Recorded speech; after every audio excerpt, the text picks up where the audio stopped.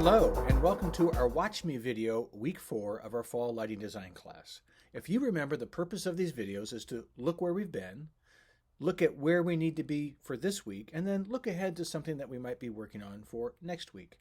So if you remember last week, we talked about the functions of lighting design. That is, what is a lighting designer supposed to do? And we spoke about 4 specific things. 1, provide visibility. If we can't see, you're fired. So being able to see is an important part. Number 2, we talked about focus or placing the action. The lighting designer should always tell someone where to look. And that's a very important function of lighting design. The third aspect, function of lighting design, or what a lighting designer should do, is we talked about we always need to understand where we are and when we are.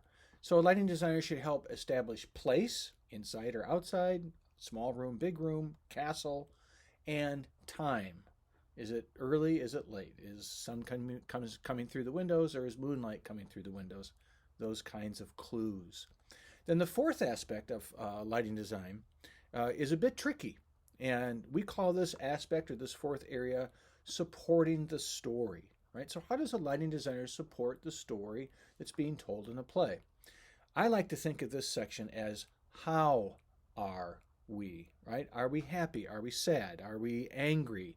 Is the mood tense? Can we associate a particular gel color with Desdemona?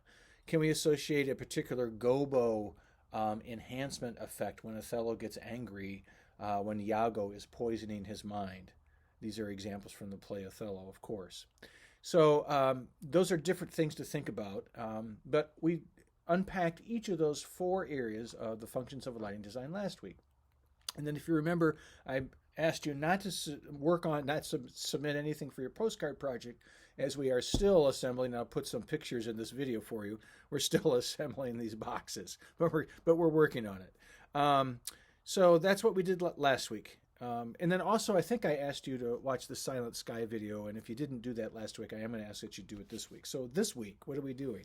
I'm going to talk a little bit in class Tuesday, and then also next Tuesday, on cueing the show, and then about our music project. It would be helpful for you to watch those Silent Sky movies because it gives a sense of process.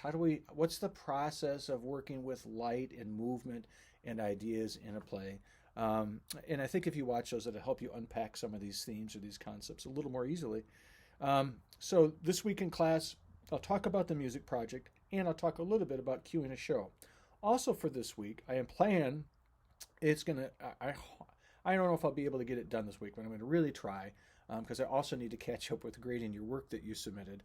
I want to put together a movie that shows footage that I've taken from different production events, and you can watch the rehearsal footage, and then you can watch the sort of the final event footage, and you can kind of see how cues come together over a period of time. You know, the first day of tech, everything is very ugly, and hopefully by the time we get to opening, it's very beautiful. But the process that we go through to get to the beautiful point is often very lumpy and sometimes challenging, but that's part of the job.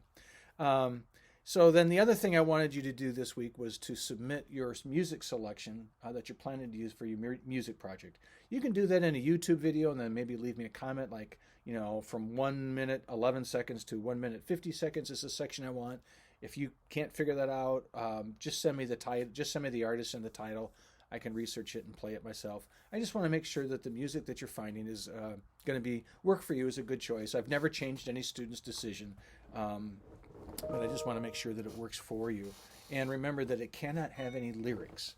So the section that you're going to be working on for your design. And then, as I already suggested, next week we'll be talking about cueing the show, and I'll put together some more materials available to you for the class so that you can see how to do that. And then there's some ETC training videos as well that we'll be looking at next week, just again to give us a sense of cueing. So that's all for now. I look forward to seeing you synchronously online tomorrow, and I hope you're all well.